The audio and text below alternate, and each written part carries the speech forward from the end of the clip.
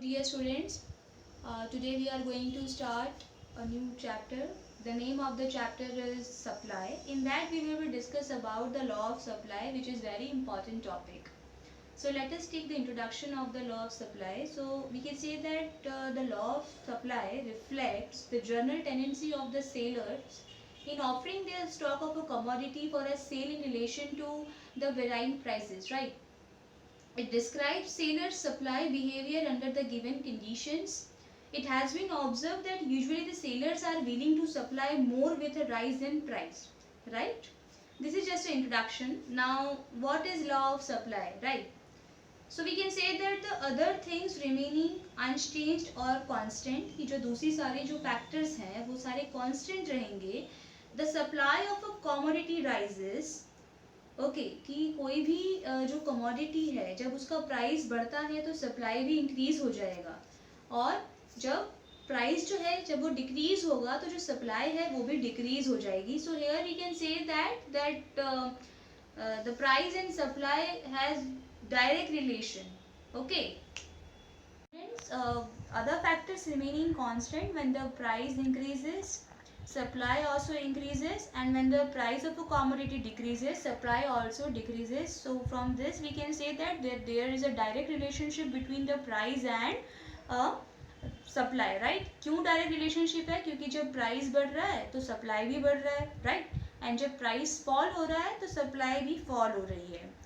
Or we can say that in other words, it can be said higher the price, higher the supply, and lower the price, lower the supply. समझ आई ये बात कि जब price ज़्यादा है तो सीधी सी बात है कि हम क्या करेंगे, सप्लाई जो है कोई भी सेलर है वो बहुत ज़्यादा कमोडिटी को सप्लाई करेगा मार्केट में. एंड जब प्राइस जो है वो किसी भी चीज़ का बहुत ज़्यादा फॉल हो रहा है, ठीक है, then seller will be automatically decrease the quantity of supply. Alright. So the law of supply suggests that the supply varies directly with the change in price. कि directly price जो है वो इस पे इफेक्ट करता है कि जब प्राइस इंक्रीज हो रहा है तो सप्लाई भी इंक्रीज हो रहा है और जब प्राइस डिक्रीज हो रहा है तो सप्लाई ऑटोमेटिकली डिक्रीज हो जाता है. So larger amount is supply at a higher price and that a lower price in the market. Now there are some assumptions of the law of supply. The first one is prices of the factor of production remain constant or unchanged. कि जो भी factors हैं production के वो हमेशा constant रहेंगे, but this is not possible, it is totally myth. There is no change in the prevalent state of technology. कि there is simply we can say that no change in technology, the technology will always change, right? And third one is expectations regarding the future prices are ignored. Okay. Or other factors like the government policy, transportation facilities, natural factors, etc. remain constant. These all are the assumptions of the law of supply. Now we will understand with the help of the schedule and diagram. So look at in the schedule, price of apples per kg in rupees and supply of apples in kg, right? So यहाँ पे हम देख रहे हैं कि जो price है apples का वो 50 रुपीज़ है. तो आप डायग्राम में हम क्या देख रहे हैं कि डायग्राम के अंदर एक्स एक्सिस पे हमने क्या शो किया है, supply, and on y axis we have shown the price, right? Now with the help of schedule we will just make the diagram. So when the price of apples is 50, right, then हम लोग क्या देख रहे हैं कि जब price 50 है तो जो सप्लाई है वो 200 है.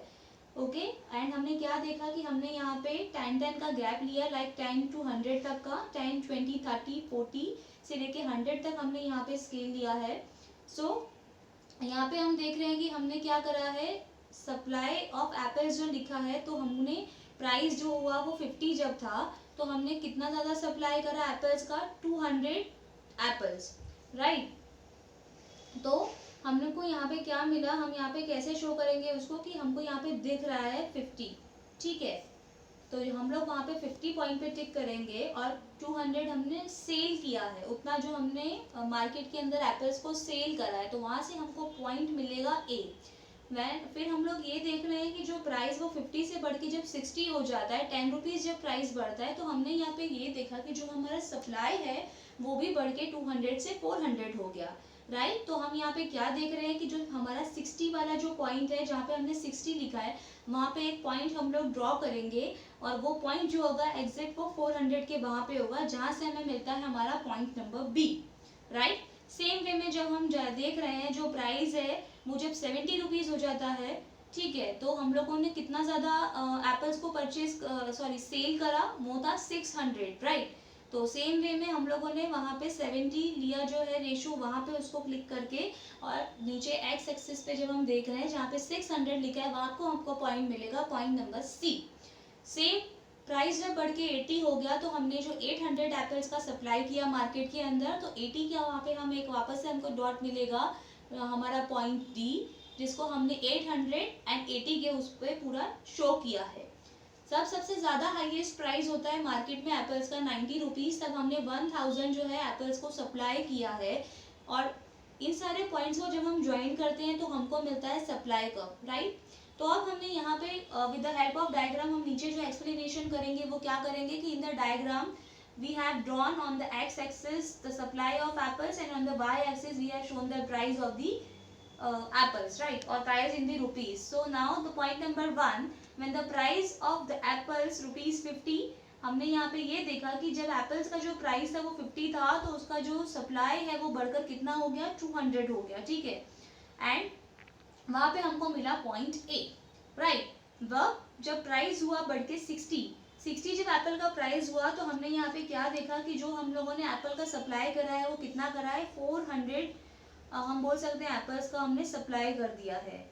तो वहाँ से हमको मिलता है हमारा पॉइंट नंबर बी। तो सेम वे में जब हम प्राइस अब बढ़ रहा है और जैसे जैसे हम लोग सप्लाई ज़्यादा कर रहे हैं, ठीक है, तो हर एक पॉइंट पे हम देख रहे हैं कि जब प्राइस 50 से लेकर 90 तक हो जाता है तो जो हमारा सप्लाई है वो भी बढ़ता जा रहा है, वो भी कंटिन्यू इंक्रीज होता जा रहा है, ठीक है। और जो सारे पॉइंट्स है जब हमने उसको ज्वाइन करा, when we joined all the points we will get our supply curve, right? So from this diagram or with this the help of this schedule we can say that there is a we can say that direct or positive relationship between the price and supply. Why it is positive relationship?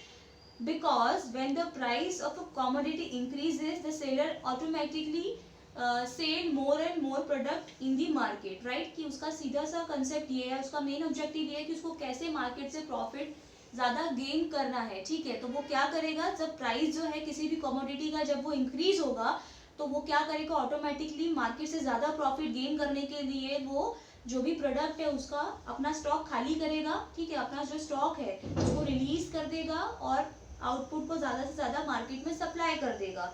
तो जिससे क्या होगा, उसको बहुत ज़्यादा benefit मिलेगा in terms of money, right.